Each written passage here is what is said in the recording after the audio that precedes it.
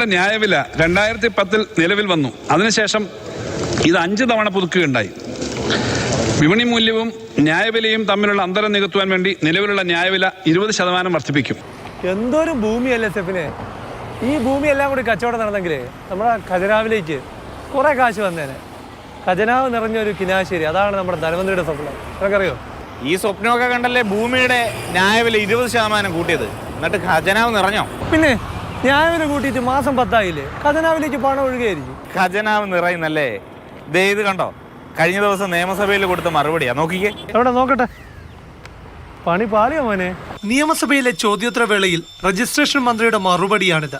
സജീവ് ജോസഫിന്റെ ചോദ്യം: ഭൂമിയുടെ ന്യായവില 20% വർദ്ധിപ്പിച്ചിട്ടും രജിസ്ട്രേഷൻ സ്റ്റാമ്പ് ഡ്യൂട്ടി വരുമാന വർധന ഉണ്ടാകാത്തത് എന്തുകൊണ്ട്?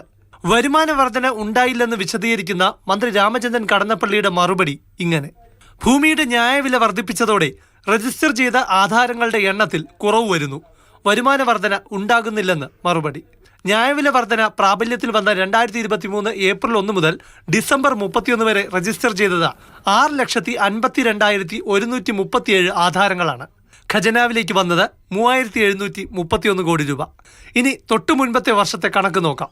2022 ഏപ്രിൽ 1 മുതൽ ഡിസംബർ 31 വരെ രജിസ്റ്റർ ചെയ്ത ആധാരങ്ങളുടെ എണ്ണം 7,31,133 ആയിരുന്നു. അന്ന് ഖജനാവിലേക്ക് എത്തിയത് 3,804 കോടി രൂപ. പണി പാളി മോനെ. അതായത് ന്യായവില കൂട്ടിയപ്പോൾ ഭൂമി കച്ചവടം കുറഞ്ഞു. എത്ര ആധാരങ്ങളാണ് കുറഞ്ഞതെന്നറിയോ? 78,996 ആധാരങ്ങളാണ് ഇക്കൊല്ലം കഴിഞ്ഞ വർഷത്തെ കാര്യം കുറഞ്ഞത്. ഖജനാവിലേക്ക് വന്ന വരുമാനത്തിന്റെ കുറവ് എത്രയാണെന്നോ? 73 കോടി. ഇതൊക്കെ കാണുമ്പോൾ ധനമന്ത്രി എന്തായിരിക്കും ചിന്തിക്കുക? ജീവിക്കാൻ സമ്മതിക്കൂലേ. പിന്നൊരു കാര്യം, ഭൂമിയുടെ ന്യായവില കൂട്ടിയപ്പോൾ അന്ന് പൊതുജനം ചിന്തിച്ചതും ഇത് തന്നെയാണ്. ക്യാമറ നെല്ലൈ മുരുകനും AK സ്റ്റെഫിനുമൊപ്പം പ്രശാന്ത് കൃഷ്ണ, മാതൃഭൂമി ന്യൂസ്, തിരുവനന്തപുരം.